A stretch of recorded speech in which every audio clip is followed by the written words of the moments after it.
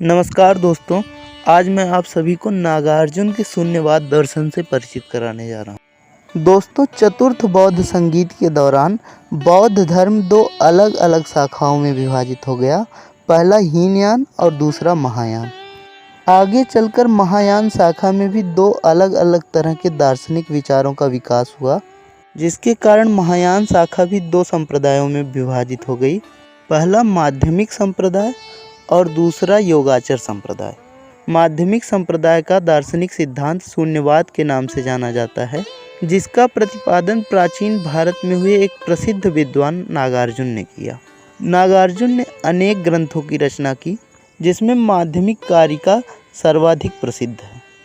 इस ग्रंथ के माध्यम से शून्यवाद जैसे दार्शनिक सिद्धांत के प्रतिपादन के कारण नागार्जुन को भारत का आइंस्टाइन भी कहा जाता है। नागार्जुन प्राचीन भारत के एक प्रसिद्ध रसायन शास्त्री और आयुर्वेद के ज्ञाता का भी नाम है, जिन्होंने रस रत्नाकर और आरोग्य मंजरी जैसे ग्रंथों की रचना की। जहां अनेक विद्वानों के अनुसार महान रसायन शास्त्री नागार्जुन और प्रसिद्ध बौद्ध विद्वान नागार्जुन दोनों एक ही व्यक्ति हैं, वहीं अनेक विद्वानों ने इन्हें अलग व्यक्ति माना है। दोस्तों, शून्यवाद के अनुसार संसार की प्रत्येक वस्तु हर क्षण परिवर्तित होती रहती है। इस प्रकार संसार की वस्तुएं परिवर्तनशील हैं और साथ ही नाशवान भी हैं, अर्थात अनित्य हैं, जबकि भाषा नित्य है, शाश्वत है। अतः किसी भी वस्तु को भाषा के माध्यम से व्यक्त नहीं किया जा सकता। इसको यदि हम एक उदाहरण के माध्यम से समझने का प्रयास करें तो कोई बालक है, जैसे जैसे उसकी आयु बीतती है वह युवक बन जाता है और बाद में वही बालक वृद्ध व्यक्ति में बदल जाता है। ऐसा इसलिए होता है क्योंकि प्रत्येक क्षण उसके अंदर परिवर्तन होता रहता है। यदि हम किसी बालक का चित्र लें तो अगले ही क्षण वह बालक परिवर्तित हो जाएगा। यह परिवर्तन इतना कम होगा कि इसे हम नहीं जान पाएंगे, परंतु वह बालक अपने चित्र से भिन्न हो चुका होगा। अतः हम कह सकते हैं कि हम उस बालक को चित्र के माध्यम से व्यक्त नहीं कर सकते।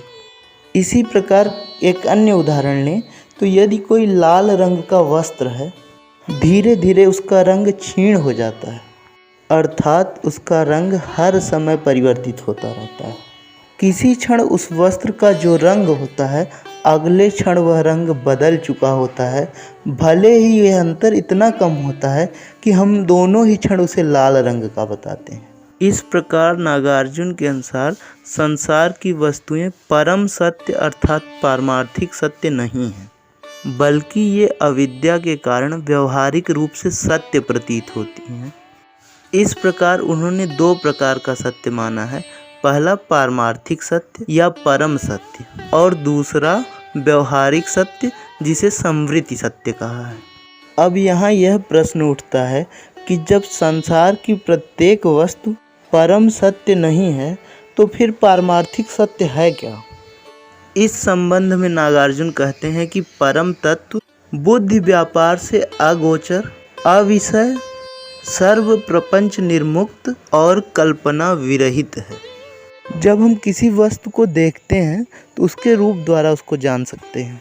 इसी प्रकार किसी वस्तु के गंध को हम अपनी नासिका से जान सकते हैं।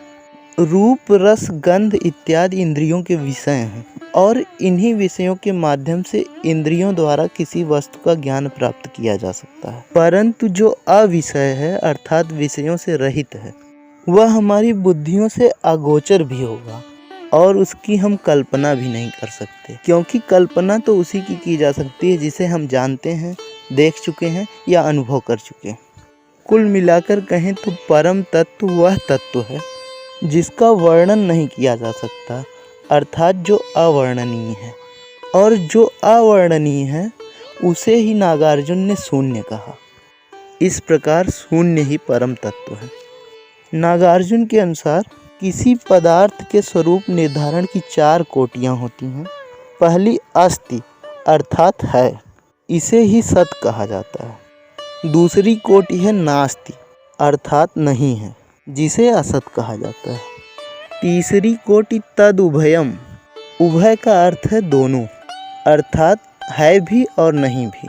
जिसका अर्थ है सत और असत एक साथ में। और चौथी कोटि है न उभयम, अर्थात न है न नहीं है। नागार्जुन के अनुसार शून्य इन चारों ही कोटियों से परे है, इसीलिए वह अवर्णनीय है। शून्य ही एकमात्र सत्य है और इस संसार में जो कुछ भी है वह शून्य ही है। संसार की प्रत्येक वस्तुएं शून्य का ही विवर्त हैं। नागार्जुन के अनुसार जहाँ परम तत्व शून्य को जान पाना अत्यंत कठिन है, वहीं साधारण मनुष्यों की बुद्धि व्यवहारिक सत्य में ही अत्यंत आसक्त है। अतः परमार्थ को समझने के लिए व्यवहार की उपेक्षा नहीं की जा सकती। व्यवहारिक रूप से सत्य दिखने वाली वस्तुओं की असत्यता दिखाकर ही साधक को परमार्थ का ज्ञान कराया जा सकता है और परम तत्व शून्य को समझने के बाद ही निर्माण की प्राप्ति हो सकती है। दोस्तों, आज के लिए बस इतना ही। आपको यह वीडियो कैसा लगा कृपया कमेंट बॉक्स में ज़रूर बताएं। धन्यवाद।